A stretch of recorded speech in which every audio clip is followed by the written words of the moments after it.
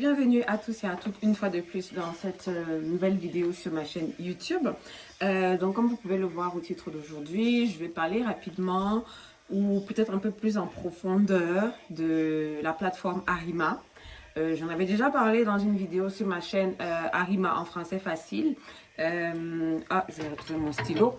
Et donc aujourd'hui, excusez, les aléas du direct. Donc aujourd'hui, je vais venir partager d'autres éléments que j'ai trouvé que ça pourrait aider plus d'un ou d'une qui me repose souvent des questions pendant mes directs sur Arima. Donc je me suis dit pourquoi pas partager avec vous qu'est-ce que j'ai pu sortir de mes différentes lectures. Peut-être que ça pourrait aider plus d'un.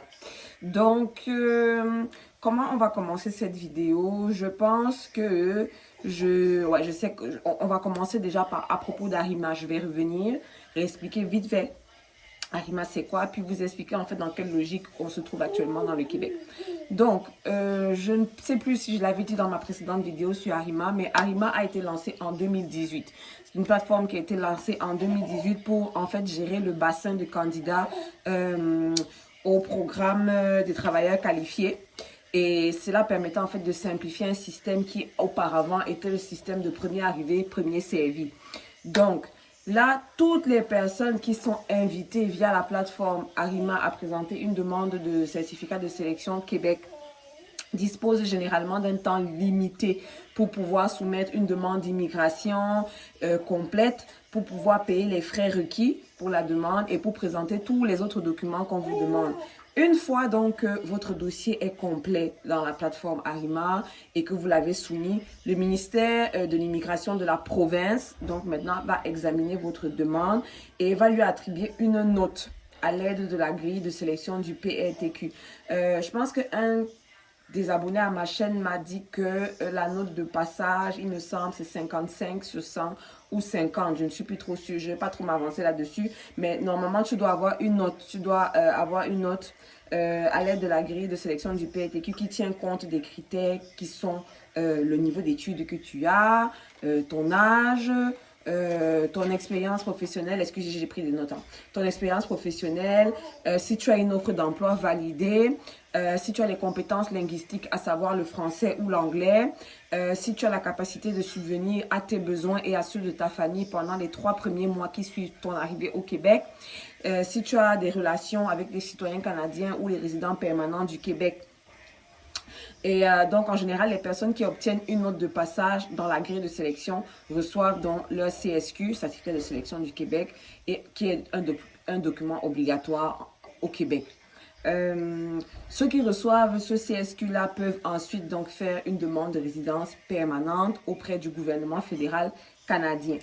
De là, vous devrez ensuite vous soumettre à un examen médical et une vérification de votre admissibilité au criminel. Bon, maintenant, quand on vient dans le contexte d'aujourd'hui, en date du 16 décembre 2020, le Québec a lancé des invitations. Donc, le Québec a envoyé des invitations à plusieurs candidats de pouvoir présenter une demande de sélection permanente dans le cadre du programme régulier de travailleurs qualifiés. Et ils ont lancé des invitations à 233 candidats, plus précisément, à l'immigration. Ces invitations-là ont été envoyées aux candidats qui avaient présenté déjà leur demande, leur déclaration d'intérêt via la plateforme Arima. Et les invitations visaient 2 catégories de candidats. La première catégorie de candidats, ce sont les personnes qui ont reçu une invitation. La première catégorie de candidats, ce sont les personnes qui devaient avoir une offre d'emploi validée.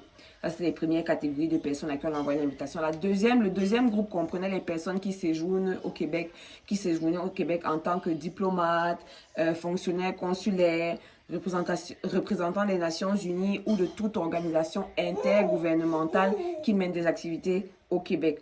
Et donc, en résumé, le deuxième groupe de candidats visait les personnes qui sont encadrées par l'article 26 du règlement sur l'immigration du Québec. Si vous ne savez pas c'est quoi l'article 26, ben, je vous invite tous et à chacun à aller taper ça sur Google. Ça va vous donner les informations. Peut-être qu'à la fin de ma vidéo, je vais faire une capture d'écran rapide pour vous expliquer, pour vous montrer un peu. Et ça va être facile. Je crois que maintenant, on va faire souvent comme ça. Quand je peux faire des captures de vidéos, je fais des captures de vidéos.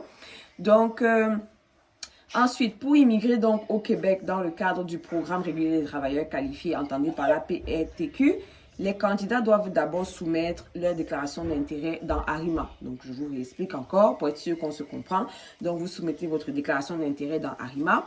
Ensuite, le ministère de l'Immigration, de la Francisation et de l'Intégration, entendez par là le MIFI, examine la banque des profils et émet des invitations à ceux qui répondent aux critères spécifiques basés sur les besoins du marché du travail au Québec. Donc, voilà, en gros, encore pour expliquer rapide comment ça fonctionne avec Arima. Donc, pour les personnes qui me disaient, je n'ai pas de réponse depuis que j'ai fait ma déclaration d'intérêt, je n'ai pas été invitée, ben, ça veut tout simplement dire au sortir de cette vidéo que ton profil peut-être ne cadrait pas avec les besoins du travail dans le marché canadien, ou que tu ne fais pas peut-être partie de la deuxième catégorie de personnes qui sont considérées comme les diplomates ou les fonctionnaires consulaires ou les représentants des Nations Unies ou d'organisations intergouvernementales qui officient au Québec. Donc, si tu as fait ta déclaration d'intérêt, que tu as déposé dans Arima et que tu n'as jamais eu de réponse à la date, c'est peut-être qu'il faut revoir. Est-ce que premièrement, tu as une offre d'emploi validée? Ou deuxièmement, est-ce que tu es touché par l'article, le règlement 26 sur l'immigration pour voir. Donc, voilà en gros, j'espère que ça va aider les uns et les autres à se situer. Bon, je sais qu'aussi avec la pandémie du corona, mais là, le 16 décembre, on vient de voir, comme je viens de vous le dire, le Québec a envoyé 233 invitations. Donc, ça veut quand même dire que ça continue de fonctionner. Donc, si tu n'as pas reçu de réponse, c'est que tu n'entres dans ni l'une ni l'autre catégorie. Donc, sur ce, je vais vous laisser là, peut-être avec la capture, si je peux vous montrer c'est quoi l'article 26. Et donc, si vous avez des questions, vous me laissez en commentaire, vous pouvez me les écrire sur Instagram, ma page Facebook aussi, l'adresse est dans ma bannière sur YouTube. Si ça vous a intéressé, si ça vous plaît, ben, partagez, likez, laissez un pouce bleu et activez la cloche de notification pour que les prochaines fois que je publie une vidéo, vous soyez tout de suite avisés. Sur ce, je vous fais des bisous. Donc, en gros, voilà à quoi ressemble le site où je suis allée chercher l'article, qui est Légis Québec. Excusez, on a une petite assistante aujourd'hui à la production. Donc, voilà le site Légis Québec. Et puis, vous avez les différents articles. Donc là, on va voir l'article 26, comme je vous disais tout à l'heure, dans l'article 26 du règlement sur l'immigration, les personnes qui sont concernées aussi par Arima. Donc là, on va aller rapido. Je l'ai déjà dit dans la vidéo, donc ça, c'est juste pour vous montrer en fait où je suis allée chercher. Si jamais il y en a qui veulent lire tout le règlement, pourquoi pas. Donc, l'article 26, le voici ici. Donc, je vais les laisser un peu longtemps pour que vous puissiez les lire, en fait. Donc, si vous vous retrouvez dans cette catégorie de personnes, ben, ça vous concerne. Et sinon, si ça ne vous concerne pas, ben, il vous reste toujours d'avoir l'offre d'emploi validée. Oui, bisous, je t'aime aussi, bébé. Donc, voilà. Je vous laisse encore un peu de temps. Puis, n'hésitez pas à toujours faire des recherches comme ça, même seulement pour vous édifier. Donc, je crois que je vais vous remontrer une dernière fois le site qui est vraiment Légis Québec, qui fait partie du ministère du Travail, de l'Emploi. Et quoi encore là? En tout cas, je pense que quand je vais faire voilà, ministère du Travail, de l'Emploi et de la Solidarité.